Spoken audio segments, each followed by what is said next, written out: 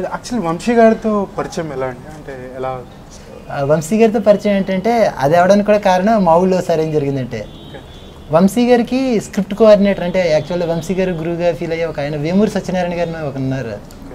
వంశీ గారు మంచు పల్లకి దగ్గర నుంచి ఆయన ఇప్పటిదాకా ఆయనతో ట్రావెల్ అవుతున్నారు. ఆ వేమూరి సత్యనారాయణ గారు నా సినిమా చూశారు. మా ఊళ్ళో ఒకసారి ఏం జరిగిందంటే, ఆయన ఆ సినిమా చూసి ఆయన దానికి పెద్ద ఫ్యాన్ అయ్యారు.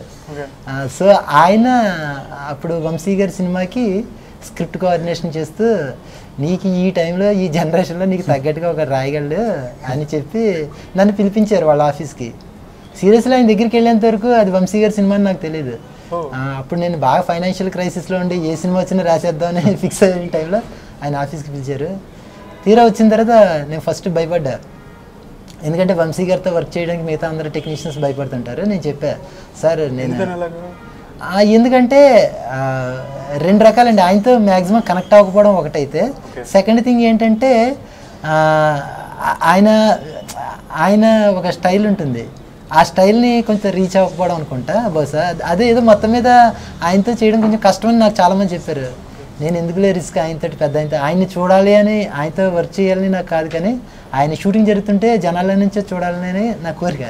అలాంటిది ఆయన ఆఫర్ వస్తే నేను చాలా సున్నితంగా, సార్ మీతోటి వర్క్ చేయడం అంటే మీది వచ్చి కలిసాను, మంచిగా కాఫీ తాగాను చాలు నాకు, బట్ నేను మీతో వర్క్ చేయలేను సార్, నాకంటూ కొన్ని లిమిటేషన్స్ ఉన్నాయి. అంటే ఇప్పుడు నేను స్క్రిప్ట్ చేస్తుంటే డిస్టర్బ్ చేయకూడదు అంటే.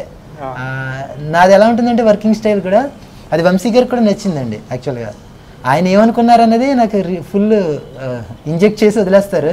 ఆ స్క్రిప్ట్ పట్టుకుని నేను 1 month 2 months మా ఊరు వెళ్ళిపోతాను, అయిన తర్వాత తీసుకొచ్చి ఆయనకి ఇస్తాను, ఇంతే. అది దేవి ప్రసాద్ గారితో కూడా అలాగే ఉండేది మంచిగా.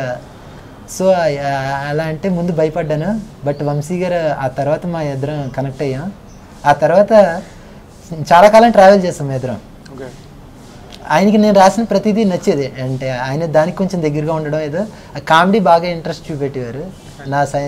నా టైప్ ఆఫ్ కామెడీ ఆయన కూడా నచ్చింది. ఆ సినిమా చూసి ఆయన కూడా ఫ్యాన్ అయ్యారు. సో అది నా అదృష్టం అనమాట అండి.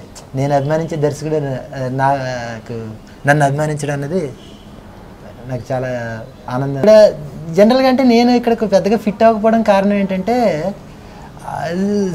Story discussions జరుగుతుంటాయండి.